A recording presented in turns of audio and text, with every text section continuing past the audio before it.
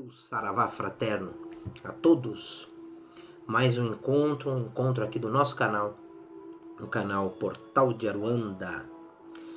Sempre uma satisfação falar com o pessoal todo que me acompanha, que assiste os meus vídeos. E para aquele que ainda não viu nenhum vídeo meu, eu sou Marcelo Gutierrez, sou um sacerdote de Umbanda e apresento este programa Meu Saravá Fraterno. Bom, pessoal, eu tinha iniciado uma ideia de colocar alguns vídeos falando sobre entidades. E eu pretendo ainda continuar fazendo isso, onde eu coloquei falando sobre o seu meia-noite, seu capa preta e seu tiriri. Acontece que, infelizmente, quando a gente entra nesse tipo de linha de falar sobre uma entidade, vai sempre ter um ou outro que vai contestar, que vai dizer que não tem nada a ver. Para evitar qualquer tipo de aborrecimento, eu dei uma parada para analisar melhor se vale a pena ainda entrar nessa linha. Então eu prefiro falar sobre o arquétipo. O que é o arquétipo? As configurações, pertencentes às linhas de Umbanda, as apresentações, as roupagens que pertencem às linhas de espíritos que se manifestam dentro da Umbanda. Então tinham me pedido que eu falasse um pouco sobre as sereias, que existe muita pouca literatura sobre essa linha, sobre essa corrente da Umbanda. Bom, sereias, desde que o mundo é mundo, nas mitologias antigas, mitologia grega principalmente, nós vemos ali uma forte influência desses seres mitológicos em toda aquela conjuntura daquele tempo. Elas exerceram forte influência ao longo da construção das civilizações, como aqueles seres antropomórficos, metade peixe, metade humano, que habitavam as regiões aquáticas, os mares, os rios, os igarapés, e ali despejavam ali os seus encantos. Eu, no meu livro A Terra Sem Males, tem um capítulo ali todo destinado à influência desses seres, os seres aquáticos, No universo da Umbanda, nós temos essa linha muito atuante, e ela é ligada principalmente à linha das águas, sob a regência da nossa mãe Iemanjá.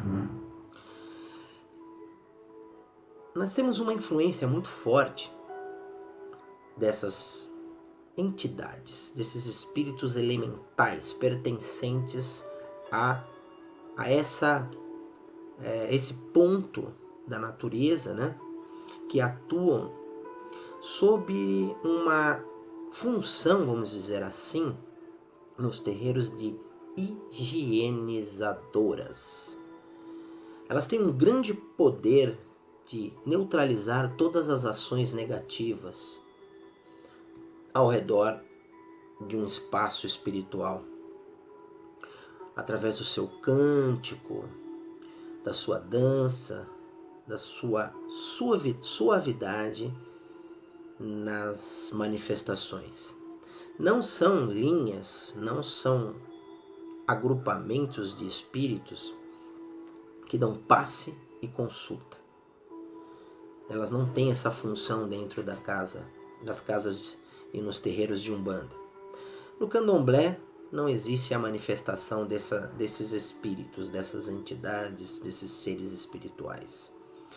Mas na Umbanda elas têm uma forte influência. Nós vemos muito na linha de Iemanjá, as sereias, na linha das águas doces, as ondinas, né?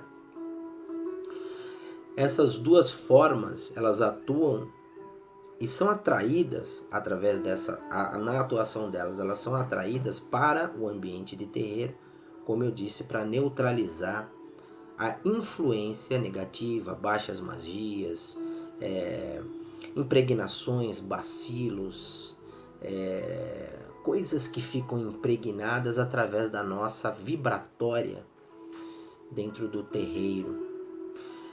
Nas questões de desenvolvimento mediúnico, e eu pude perceber isso, nós vemos muito a influência delas nesses momentos em que as pessoas estão se envolvendo com a sua mediunidade. É muito próprio, muito característico a gente perceber que nas primeiras manifestações mediúnicas nós percebemos a sutileza justamente da vibratória dessas entidades, dessa frequência da linha das águas, os primeiros contatos com as questões de incorporação são muito atuantes nesse processo, né? Então, temos as caboclas das águas, que também baixam junto às linhas de Iemanjá, de Oxum, Namburuquê, as Iabás, né? Que são ligadas aos elementos aquáticos. Porque nós temos na Umbanda as chamadas linhas auxiliares, da tríade sagrada Caboclo, Preto Velho e Criança, nós vamos ter ali as linhas auxiliares, onde foi elaborado minuciosamente pela Umbanda a manifestação dos seres espirituais que atuariam nos 4 elementos. Então nós vamos ter os boiadeiros, que são da terra, nós vamos ter os baianos, que são do fogo, nós vamos ter os ciganos, que são do ar, e consequentemente teríamos aí a linha das águas, onde teríamos a linha de Iemanjá, a linha das águas, linha de Oxum, onde teríamos a manifestação das sereias, ondinas, musas, ninfas, esses espíritos antropomórficos. É muito bonito a manifestação dessas entidades.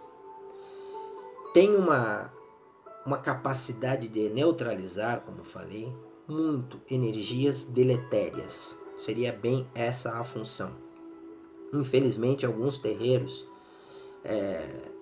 ultimamente eu tenho percebido, como eu venho de uma Umbanda tradicional e toco Umbanda tradicional, eu tenho percebido que, infelizmente, alguns terreiros têm deixado muito de lado a manifestação dessas correntes espirituais, desses elementais.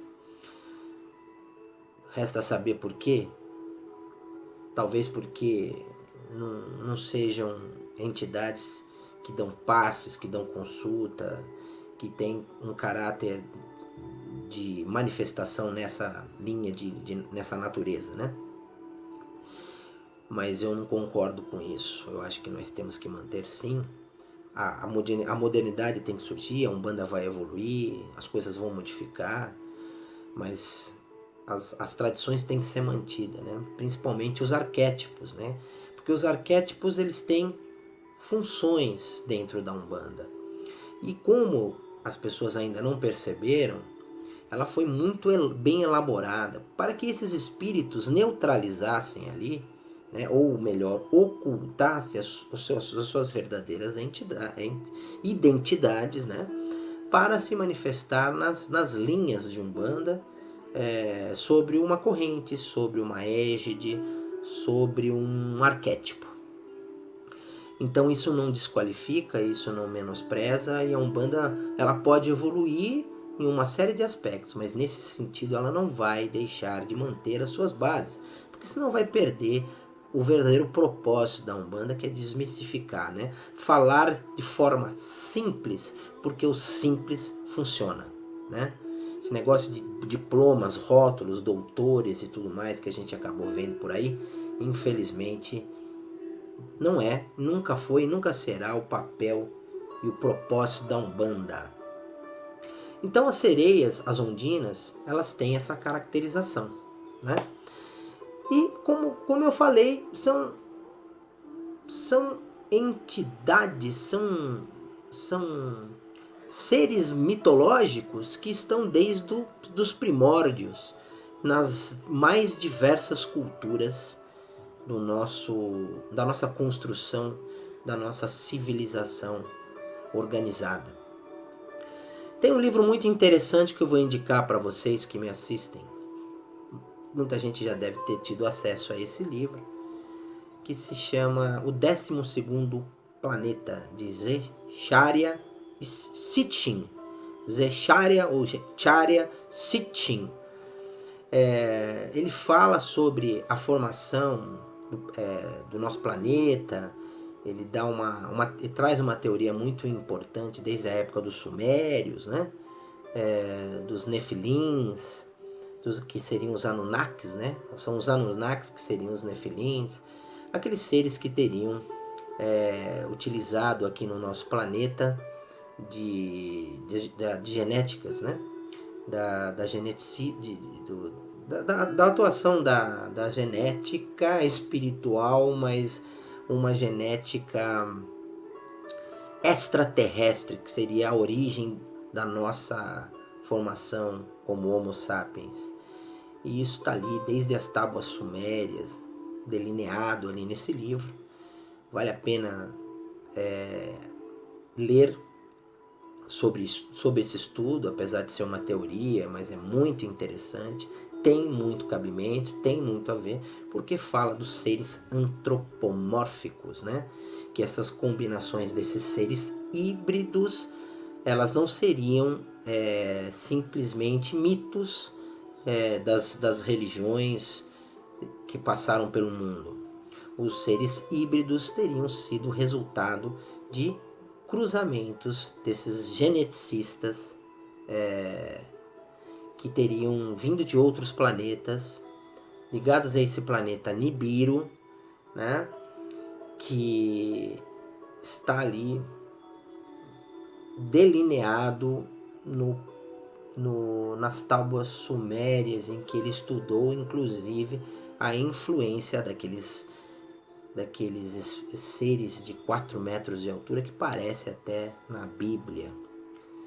Enfim, essa é uma sugestão que eu dou para entender um pouco mais dos seres antropomórficos. E porventura, né, eles teriam tido uma influência na nossa formação das nossas culturas. Só para finalizar esse vídeo, os universos, nós temos muitos universos paralelos. Então, dentre esses universos, nós temos ali várias formas de vida. E nós teríamos, sem dúvida nenhuma, a influência desses elementais.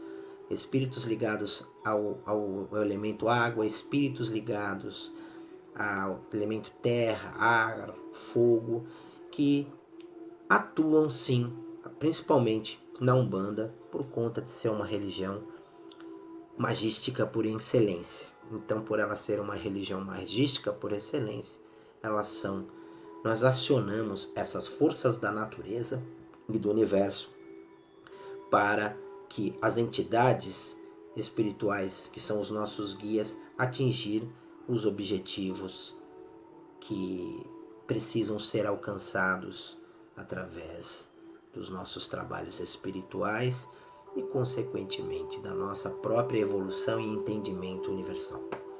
Ok, gente? Espero que eu tenha ajudado. Se tiver mais alguma dúvida, mais algum interesse por alguma coisa ligada a essas forças espirituais que se apresentam nos nossos terreiros, estou aqui à disposição para dúvidas, perguntas e até mesmo divergências. Estou aqui sempre à disposição, lá na Choupana, todas as sextas-feiras, a partir das 20 horas, com os nossos trabalhos espirituais. Meu saravá fraterno e até o próximo encontro.